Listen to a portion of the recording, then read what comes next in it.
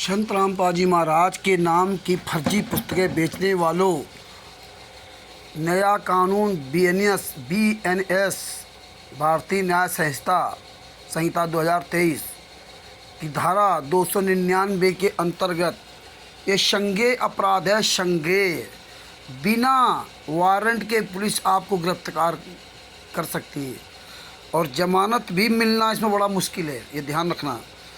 तो ये आप पढ़ लीजिए, धारा 299 बीएनएस की धारा 299। आजकल हम अक्सर समाचारों में धार्मिक भावनाओं को आहत करने वाले मामलों के बारे में सुनते हैं। ये मामले न सिर्फ समाज में तनाव पैदा करते हैं बल्कि कानून की नज़रों में भी एक गंभीर अपराध है। धार्मिक भावनाओं का अपमान करने वाले लोग समाज में अशांति फैलाते हैं।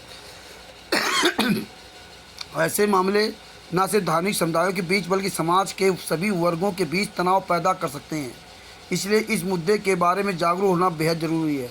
आज के इस लेख में हम भारत की संप्रभुता, एकता और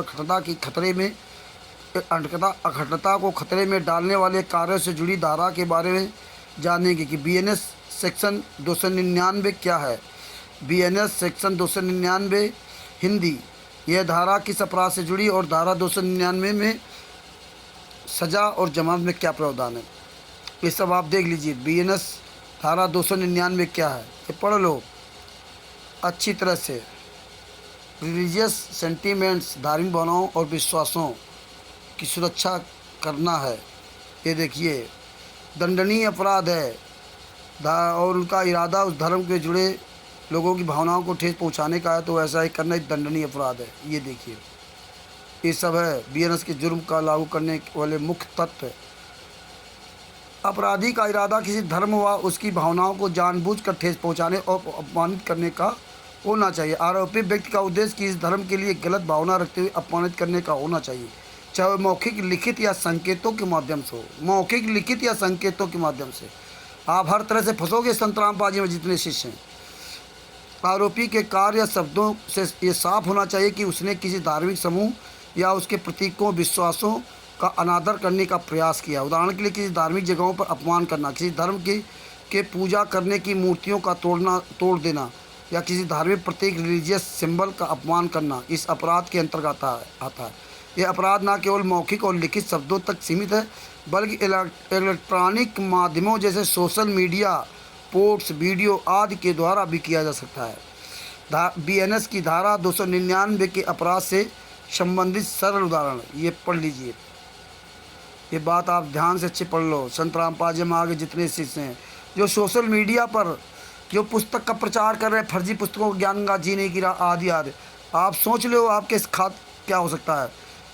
धारा 299 के अनुसार आपराधिक कृत्य किसी दूसरे धर्म के रीति रिवाजों, देवी देवताओं या पवित्र ग्रंथों का मजाक उड़ाना या उनका अपमान करना, ऐसे शब्दों या कार्यों का प्रयोग करना जो किसी धर्म के पालन करने वाले लोगों की धार्मिक भावनाओं को नुकसान पहुंचाना, किसी धर्म के पवित्र प्रतीकों जैसे कि झंडे, ध्वज या मूर्तियों का अपमान करना, किसी धर्म के पवित्र ग्रंथों का अपमान करना और उनमें गलत बातें फैलाना, मंदिर, मस्जिद, गुरुद्वारा या चर्च जैसे धार्मिक स्थलों का अपमान करना या उन्हें नुकसान पहुंचाना, किसी धर्म के प्रति के रीति रिवाजों का उनका मजाक उड़ाना, किसी धार्मिक समुदाय के सदस्यों को उनके धर्म के आधार पर अपमानित करना या उनके साथ भेदभाव, डिस्क्रिमिनेशन करना, धार्मिक समुदायों के बीच घृणा और दुश्मनी फैलाने वाले बयान, स्टेटमेंट देना, सोशल मीडिया प्लेटफॉर्म पर ऐसे पोस्ट या कमेंट करना जो किसी धर्म के लोगों की धार्मिक भावनाओं में ठेस पहुंचाए।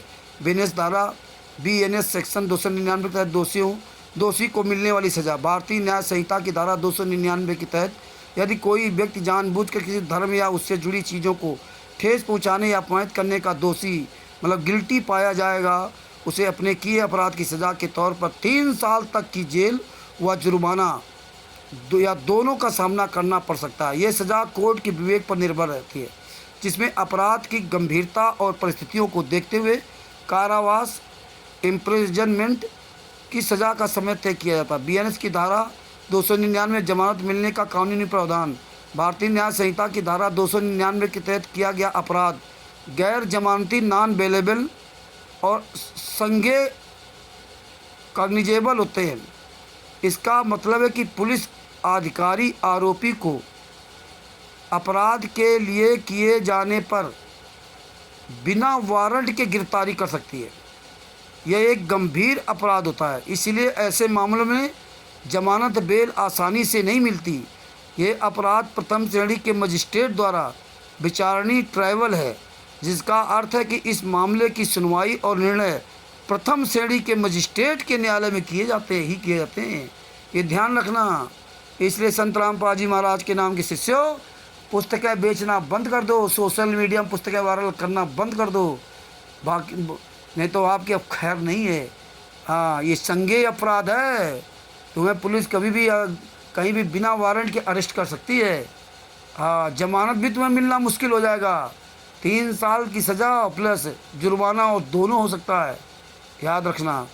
ये वीडियो सब जगह फैलाओ। कानपुर से रामचंद्र यादव, मोबाइल नंबर 9140 62 26 68 7 साहिब।